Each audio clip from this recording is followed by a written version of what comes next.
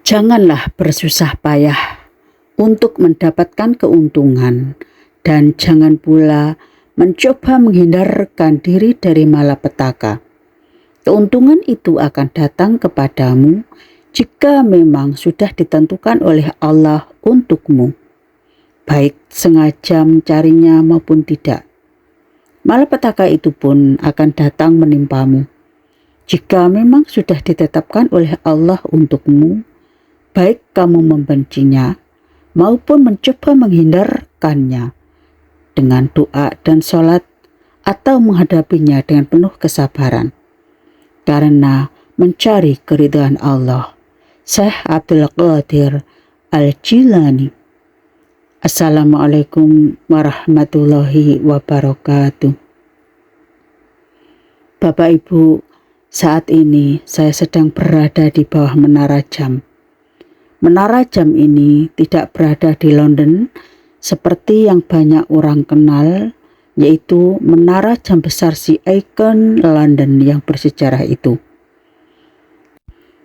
Tetapi menara jam ini adanya di sini, di perumahan Pondok Permata Suci atau PPS Manyar Gresik.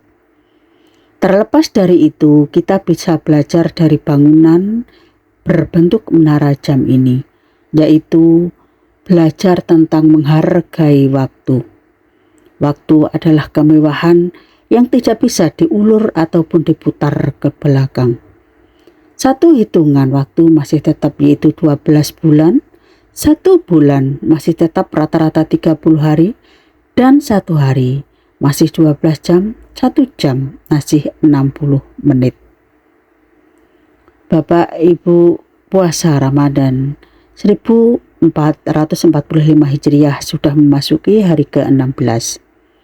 Keutamaan berpuasa di hari ke-16 puasa Ramadan, Allah Subhanahu wa Ta'ala akan memberi kita yang mau berpuasa pada hari itu dibangkitkan dari kubur 60 pakaian untuk kita pakai, 60 onta untuk kita kendarai, dan Allah mengirimkan awan untuk menaungi kita dari sengatan panas hari itu. Begitu cepatnya waktu berjalan. Membicarakan waktu atau jam sama halnya kita bicara tentang kehidupan dan kematian. Konsekuensi dari kehidupan adalah kematian. Kematian menjadi suatu hal yang pasti akan terjadi, tetapi manusia tidak akan pernah tahu kapan terjadinya, karena itu adalah rahasia Allah Subhanahu wa Ta'ala. Hidup dan mati dalam Al-Quran sudah ada, dan Allah berfirman dalam surat Al-Jathiyah yang artinya, dan mereka berkata, kehidupan ini tidak lain hanyalah kehidupan di dunia saja. Kita mati dan kita hidup, dan tidak ada yang akan membinasakan kita selain masa. Dan mereka sekali-kali tidak mempunyai pengetahuan tentang itu. Mereka tidak lain hanyalah menduga-duga saja. Kisah surat Al-Jathiyah ayat 24. Allah juga berfirman dalam surat Al-Jathiyah ayat 26, katakanlah, Allah lah yang menghidupkan kamu, kemudian mematikan kamu. Setelah itu mengumpulkan kamu pada hari kiamat, yang tidak ada keraguan padanya. Akan tetapi, kebanyakan manusia tidak mengetahuinya. Dalam kisah surat Al-A'raf 162 juga Allah berfirman, sesungguhnya salatku, ibadahku, hidupku dan matiku hanyalah untuk Allah, Tuhan semesta alam.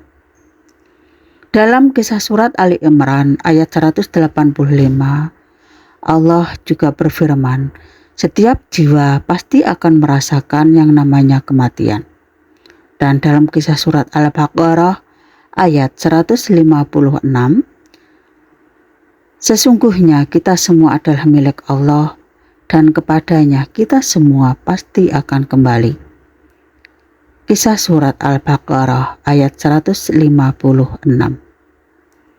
Bapak Ibu, Ketika kita menoleh dan bicara tentang waktu, ada 3 bagian waktu, yaitu 1, waktu yang telah berlalu.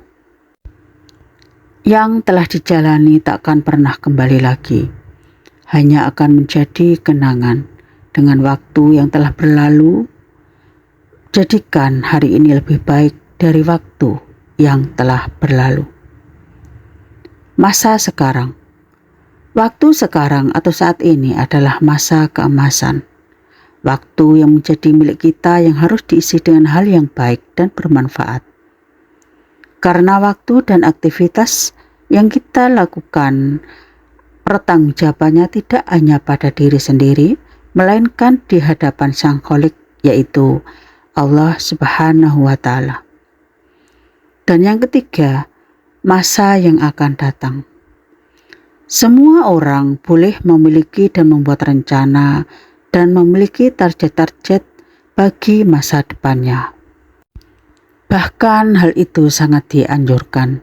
Namun sesungguhnya masa yang akan datang tersebut adalah misteri ilahi. Tidak ada yang mengetahui apa yang akan terjadi. Kehidupan sepenuhnya berada dalam kekuasaan Allah. Dengan kata lain, masa depan tidak dapat diprediksi. Kita punya target, Allah jualah yang maha menghendaki.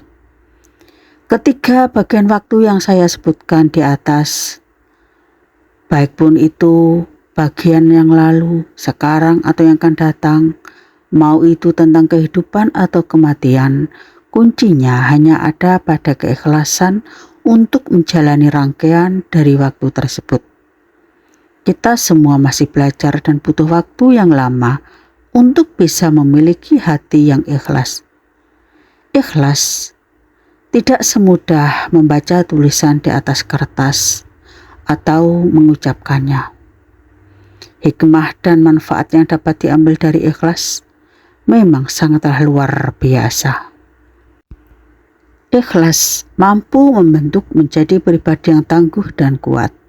Hidup akan tenang dan tentram, seperti kita belajar pada ikhlasnya menara jam atau jam dinding.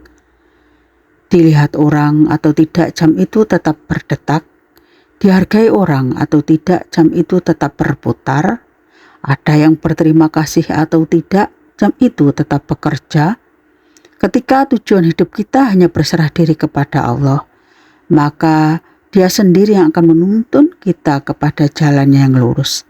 Di antaranya terhindar dari penyakit hati. Jika kita bicara dan kita belajar dari jam tersebut, ada 3 yang menjadi slogan kita, yaitu kualitas, komitmen, dan tanggung jawab. Apakah kita bisa seperti jam dinding? Marilah kita bersama-sama belajar, merenung, dan berusaha untuk seperti jam dinding itu, yaitu karena aku punya kualitas, komitmen, dan tanggung jawab. Semoga